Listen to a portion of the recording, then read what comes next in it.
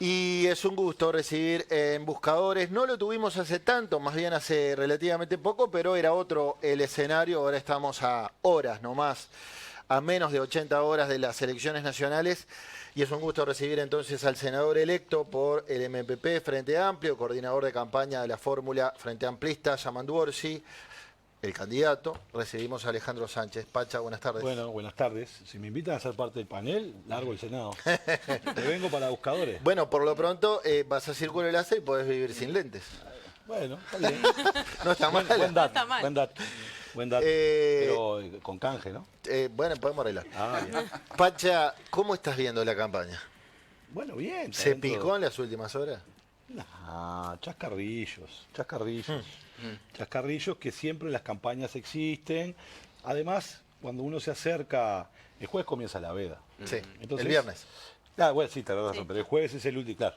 Yo estoy ya pensando en días hábiles para No, la yo campaña. porque si no la entrevista con Yamandu No, me no. sale mañana, me quedaba en veda, tengo un problema. Ya violás la veda tuya. Sí, sí. No, el viernes sí, a las 0 horas del viernes. En los medios. ¿Eh? En los medios, es cierto, tiene razón, es verdad, Bambino, porque en redes internet no hay es- problema. Es muy difícil de regular. Pero bueno, lo que digo es, bueno, entonces, como diría un amigo mío, todo el mundo está quemando aceite, digamos, porque son los últimos tiros que tiene. Tal cual. Y quizá eso puede llevar a que haya un tono un poco más beligerante de lo de costumbre o de lo que fue, digamos, el clima de la campaña. Cierto es que esta campaña electoral empezó con una denuncia bastante fea contra Yamandu Orsi, ¿no?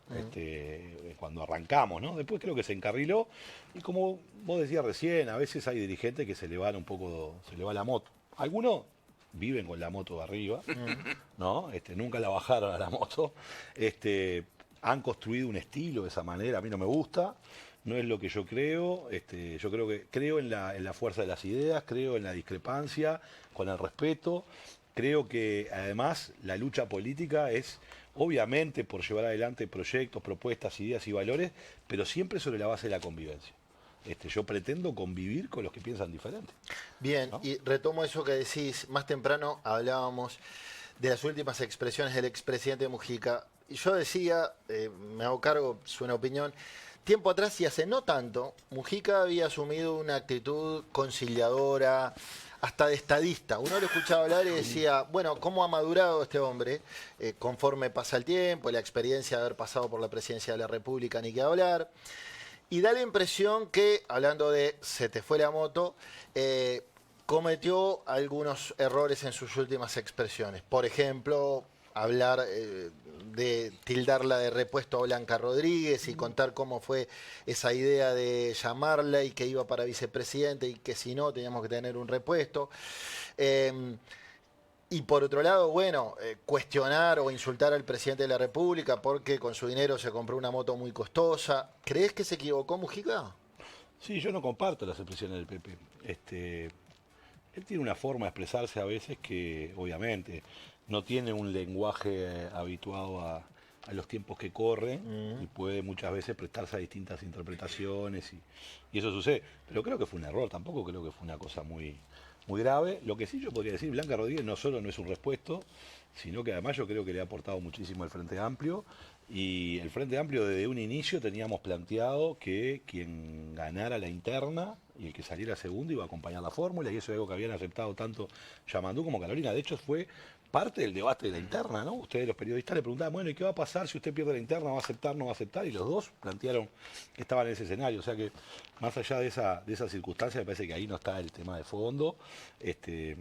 Creo que son expresiones que obviamente son inadecuadas, pero bueno, Pepe es Pepe, y muchas veces tiene este tipo de expresiones y a veces tiene otras. Yo creo que eso en ningún lugar opaca la cultura y la definición de Pepe del diálogo, ¿no?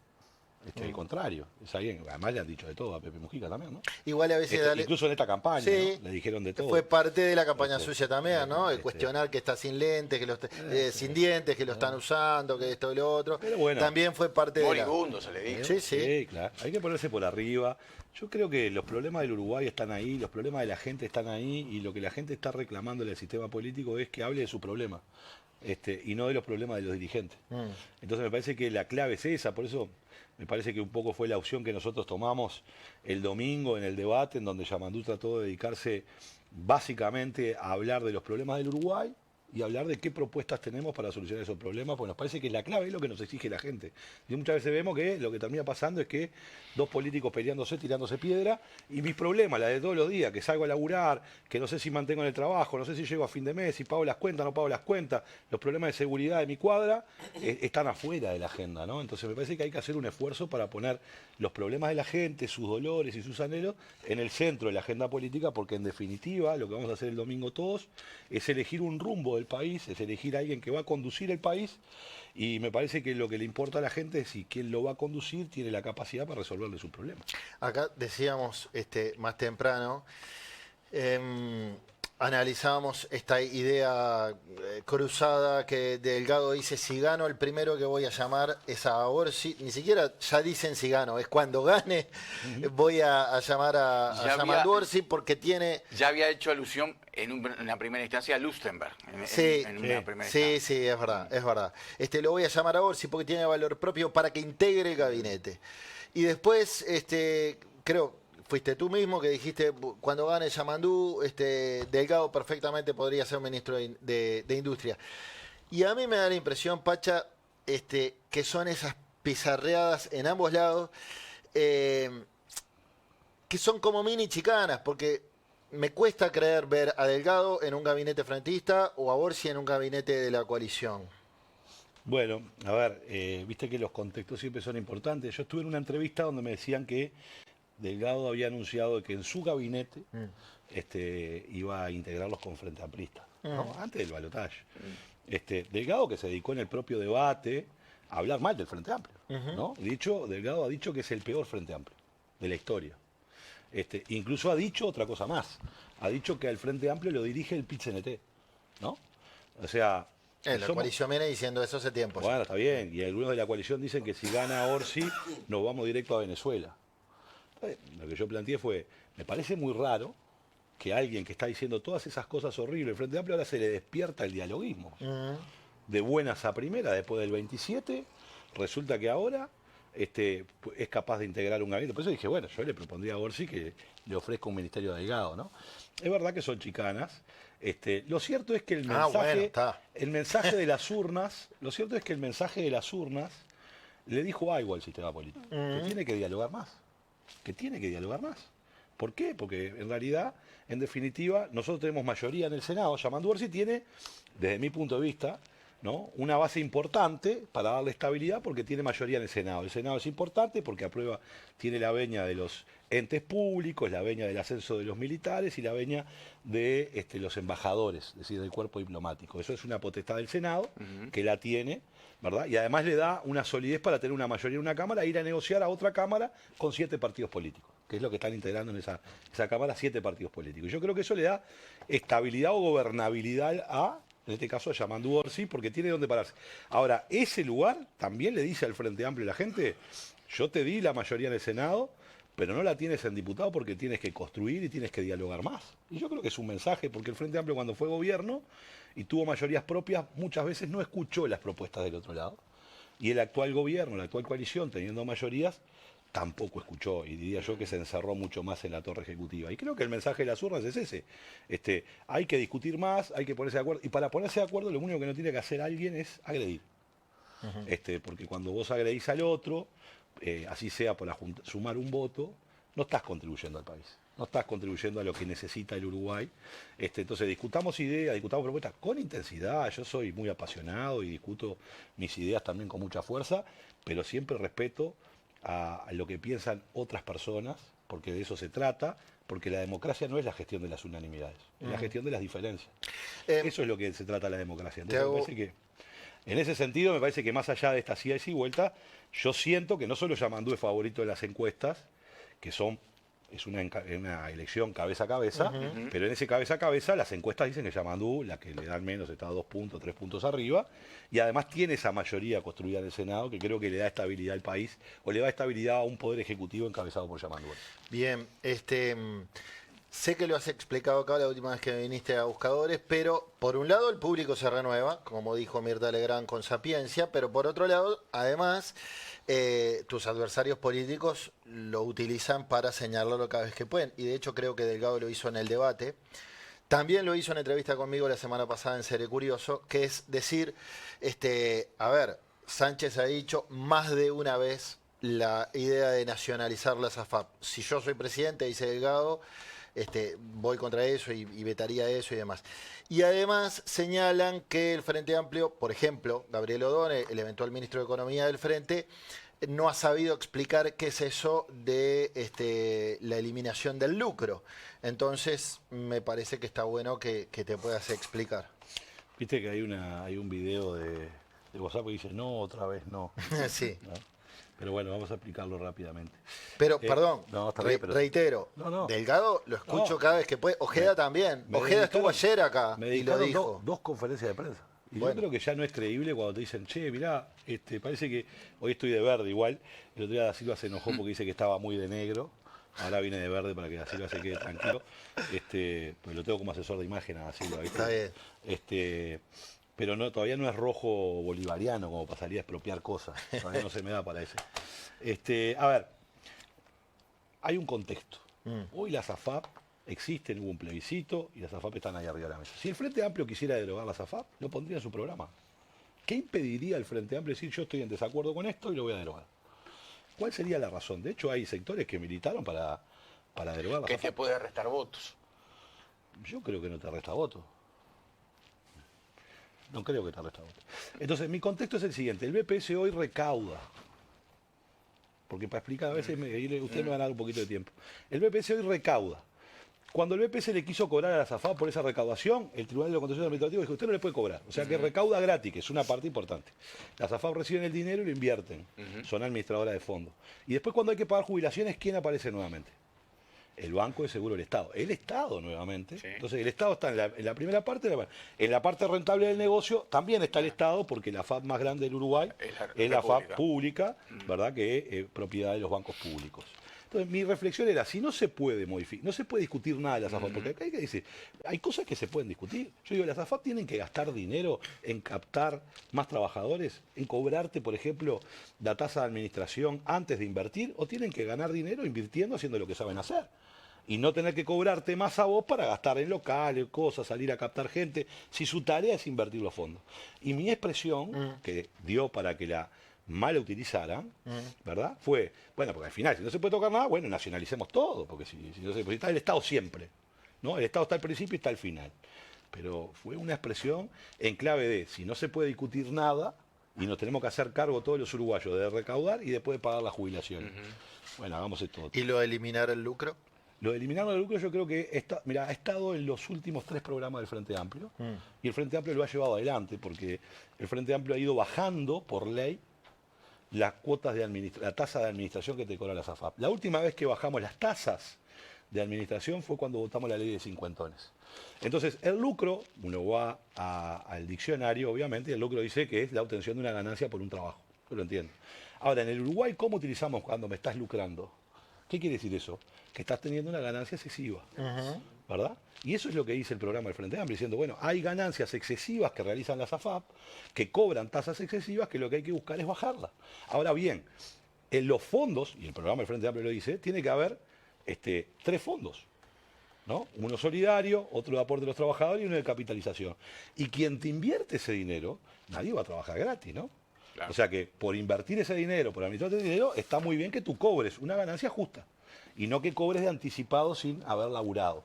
Ese es lo que está planteado en el programa del Frente Amplio, que es lo que estuvo planteado en los últimos programas del Frente Amplio. Por eso a mí me causa gracia cuando el oficialismo toma esto para decir, mirá, te van a robar todo, te van a sacar todo, nos vamos a transformar en Venezuela, va a llegar Orsi, te va a llenar de impuestos, ¿no? Entonces me parece que la gente merece una discusión más sana, ¿no? Y entonces a veces en ese escenario en donde uno está, tiene que tomar decisiones mucho más tajantes. Ahora a Orsi le preguntan, usted en un momento dijo que prometer no aumentar impuestos era populista, no sé qué. Bueno, pero cuando le están diciendo, mirá que si estos bienes te van a llenar de impuestos, cuando la propuesta del Frente Amplio es no aumentar la carga tributaria, ¿verdad? La presión fiscal, no aumentarla. Y bueno, Yamatú tuvo que en un hay debate... Hay una parte ambigua, ¿no? En la página 29 hay...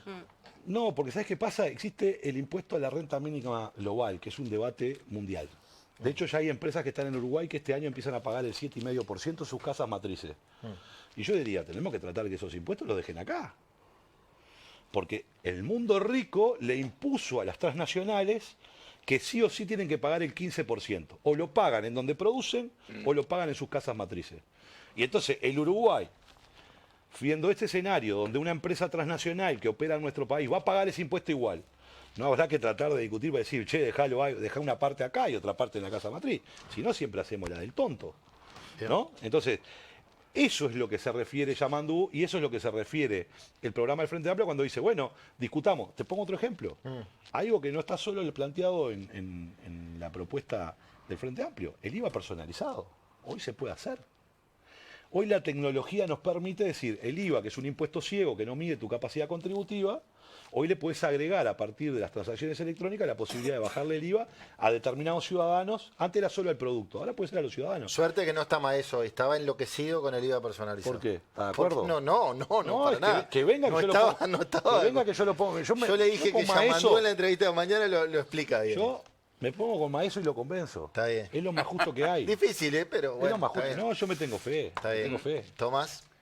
Alejandro, sos la persona que estás más cerca de Yamandú Orsi, jefe de campaña, has convivido y convivís muchas horas con él, ¿no?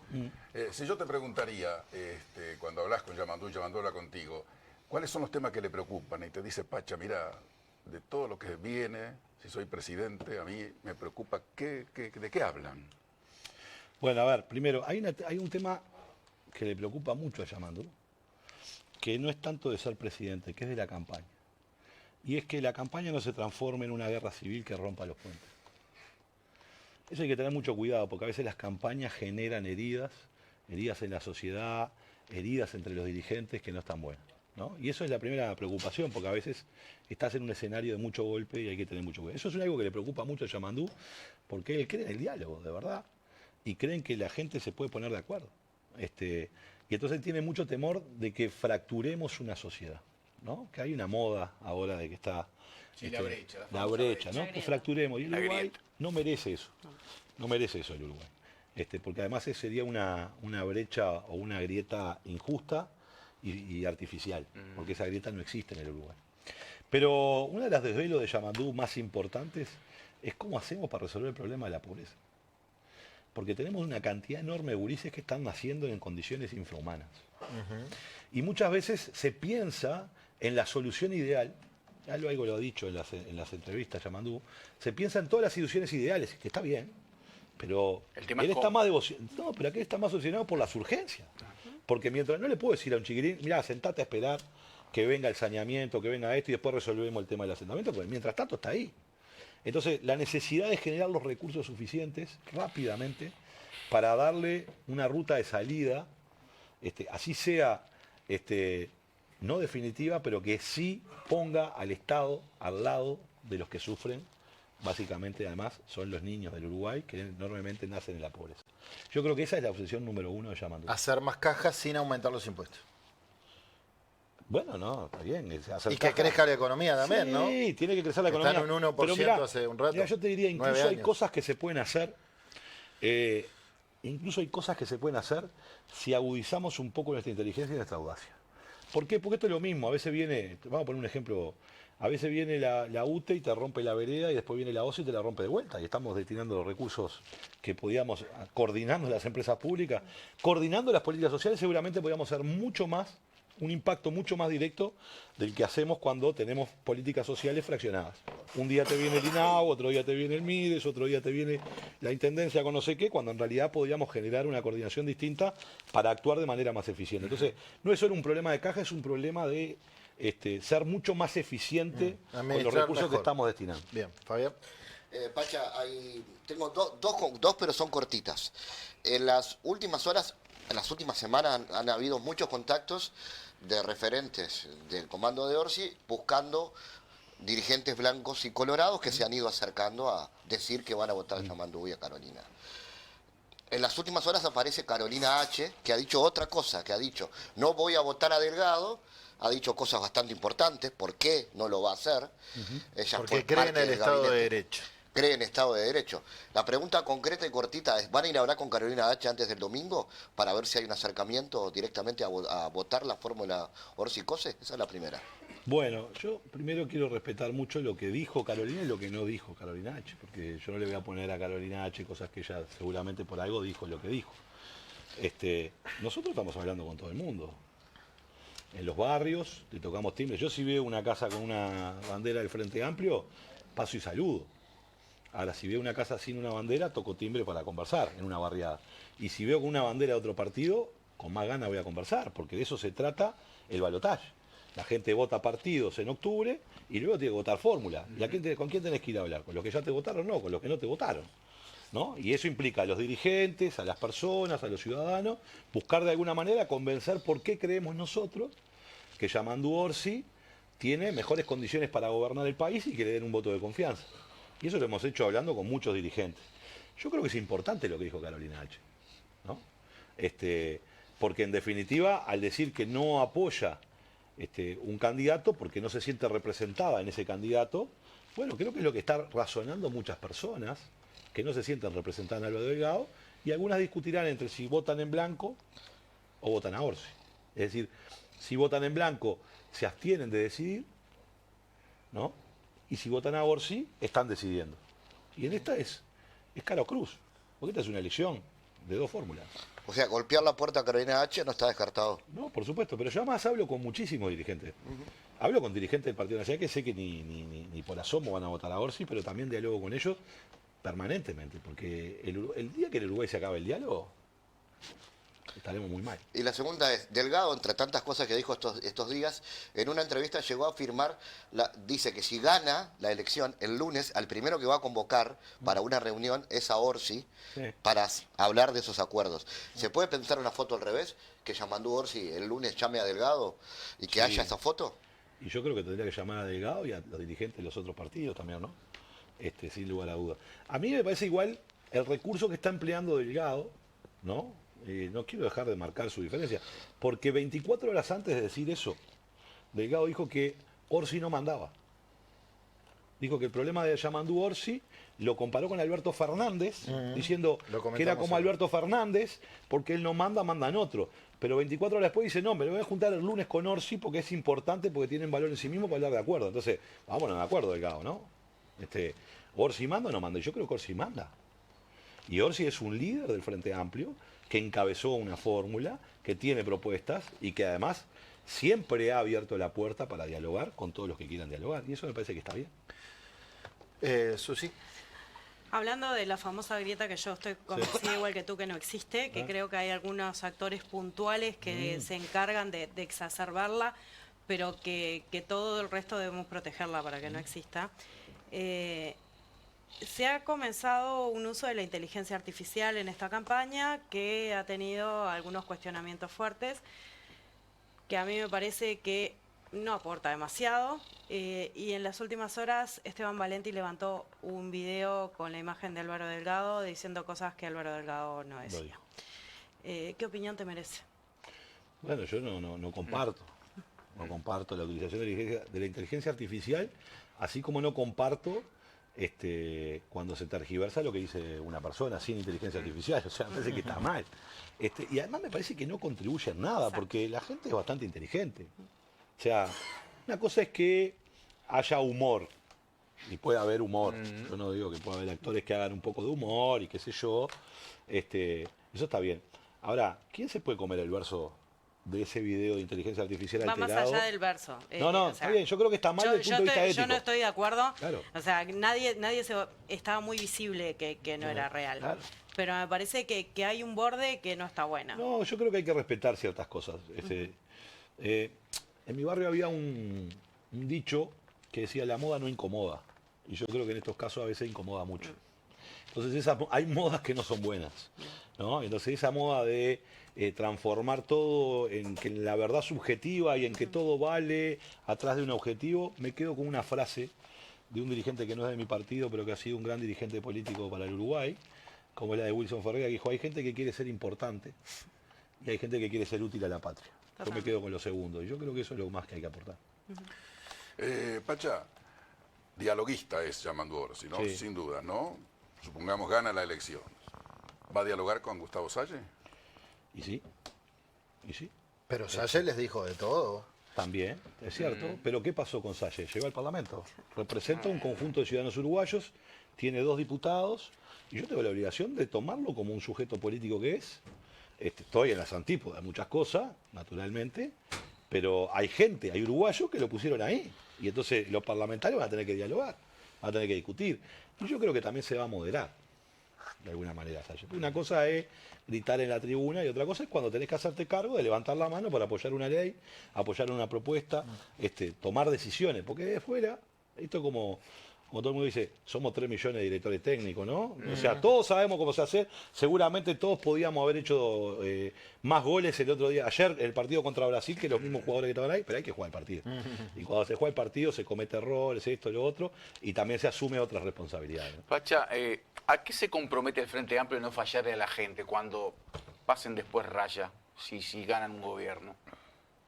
Bueno, Yamandú, por ejemplo, ha dicho que a él no le gusta hablar de promesas, sino de compromisos, ¿no? Y yo creo que lo que nosotros tenemos que hacer, honestamente... Sobre todo por la campaña que ustedes hicieron, ¿te acordás cuando recorrieron todo el país? Sí, sí, Y decir, bueno, la gente nos reclamó esto. ¿A qué se compromete el Frente Amplio de no fallarle a la gente en este gobierno si es que logran ganar? Bueno, yo te diría más que el Frente Amplio, en este próximos 5 años, el sistema político está desafiado a no fallar a la gente en los temas de seguridad. Los temas de seguridad hay que tomarlo con mucha más seriedad. Creo que dije acá también en el programa, hay que terminar de que los dirigentes políticos se tiren piedra. A ver, a mí no me gusta andar contando muertos. Sí. Esa es la verdad. Y entonces lo que necesita el sistema político y lo que la gente está solicitando es, paren de tirarse piedra con este tema y traten de ponerse de acuerdo para llevar adelante una política que sea más eficaz, ¿no? Y eso implica que esa política más eficaz va a cometer errores. Pero tratemos todos juntos de estar involucrados en un diseño de una política y asumamos colectivamente los errores, corrijamos a tiempo. Pero creo que el sistema político tiene que tener la madurez para enfrentar este Ese problema. sería el que primer tiene Uruguay. acuerdo que buscaría el Frente Amplio. Sí. Ese sería el primero. Nosotros hemos planteado un acuerdo multipartidario en este tema, pero con una comisión de seguimiento, Tomás. Porque firmar un papel está facilísimo. Firmar un papel y una comisión de seguimiento de todos los actores políticos que permita de alguna manera darle un seguimiento a las políticas de seguridad, porque este es un drama que tenemos ahí. Está, pero me pongo un abogado del diablo. Ponete un abogado En del el diablo. oficialismo ¿Cómo te gusta eso? En el oficialismo dicen, pero ¿y cómo? Gran parte, el Frente Amplio perdió en 2019 en gran medida por su gestión en seguridad. Aquello de renunciar a Bonomi, la mala gestión y demás. Bueno, Cabildo Abierto decía, se acabó el recreo, Manini. Y dice, y ahora nos prometen que van a hacer una exitosa gestión en seguridad con los mismos nombres, con Llayera, con Leal. Yo sé que hay otros nombres, está José Díaz, está Rivero, está Faropa, pero bueno, está Biorgan. Pero, ¿qué se ha aprendido? Porque, por otro lado, escuchamos a Delgado y dice, bueno, anuncia medidas puntuales, ¿no? Vamos a tener un grupo multifuerza basado en el comando antimafia de Italia, que va a funcionar así, así. Perfecto. ¿Qué puede anunciar el Frente Amplio que hará distinto y que distinguirá esta gestión de seguridad pública de las anteriores? Bueno, en primer caso, yo te diría lo siguiente. Uno, cuando comete errores, tiene 2 caminos, ¿verdad? O aprende de ellos o continúa errándole. Desde mi punto de vista, el Frente Amplio ha aprendido de su derrota. Y el Frente Amplio hizo el Frente Amplio Te Escucha, los diálogos por Uruguay, salió a hablar con la sociedad, en dónde estuvimos mal, qué cosas hicimos acá y allá y allá. Y yo creo que el Frente Amplio que viene, y Yamandú Orsi representa la renovación del Frente Amplio, porque en definitiva representa la autocrítica del Frente Amplio, Yamandú Orsi. Y nosotros no venimos a hacer lo que hacíamos antes. Hicimos cosas muy buenas antes y cometimos muchos errores también. Pero mi abuela siempre tenía una frase, el que cae, cae porque aprende a levantarse. Te caes para aprender a levantarte. Y el Frente Amplio creo que aprendió. Ese es el primer punto. El segundo punto es que todos han fracasado en seguridad. Porque hoy los niveles de inseguridad que tenemos y cómo vive la gente hoy, que tiene mucho más miedo de la penetración del narcotráfico, también existe. Y vamos a terminar con el quinquenio más letal de los últimos años del país. Entonces, evidentemente... Perdón, pero te tengo que repreguntar. Este gobierno dice, nosotros bajamos todos los delitos. Nos hubiera gustado bajar más los homicidios, pero podemos decir que bajamos los delitos. Sí, pero vos viste los cuerpos descartizados, la situación de violencia que tenemos hoy. Hay que ir a preguntarle a la gente cómo está viviendo en los barrios, a ver si tiene esa sensación. ¿no? No la tiene. Pero convengamos que hay un avance de un delito diferente, que es el del narcotráfico, que tiene otras características, que es lo el que crimen hace, organizado, sin duda. que está y que es el que hay que combatir, ¿no? Sin duda. Yo sin creo duda. en eso, soy claro. Después, segundo, yo creo que hay que aprender un poco de la experiencia internacional también, ¿no? Y hay que buscar en la experiencia internacional qué es lo que hay. Nosotros en Colonia hicimos varios compromisos en el sentido de que hay que aumentar en 2.000 policías, que hay que mejorar el patrullaje, que hay que trabajar en la frontera, en la protección de la frontera, no solo desde el Ministerio del Interior, sino con aduanas y el Ministerio de Defensa Nacional, que hay que incorporar más tecnología e innovación, que hay que generar una cárcel de máxima seguridad, que hay que tener clasificación de presos. Algunos a eso le dijeron que vamos a soltar presos, mintiendo, ¿no? Porque la despresionalización significa los efectos psicológicos que hay en una persona en el encierro prolongado. Y en realidad a mí me parece que hay políticos burros, algunos, y los hay, yo puedo ser uno, y algunos demagogos, porque este gobierno, la administración de este gobierno, envió a legisladores del Frente Amplio y del gobierno al estado de Texas a ver nuevas modalidades que se han trabajado en cárceles, que yo creo que son muy exitosas, y todos los legisladores que vinieron dijeron, che, ahí hay un camino interesante, y es lo que está planteado en el programa del Frente Amplio, ¿no? Entonces, algunos, claro, son burros en el sentido de que no leen bien. Y otros lo hacen por gusto. Con diciendo, mala intención, viene el decís cuco vos. acá, van a soltar. No va a pasar nada de eso. Bien. Es la clasificación de Convengamos que la presos. palabra es polémica.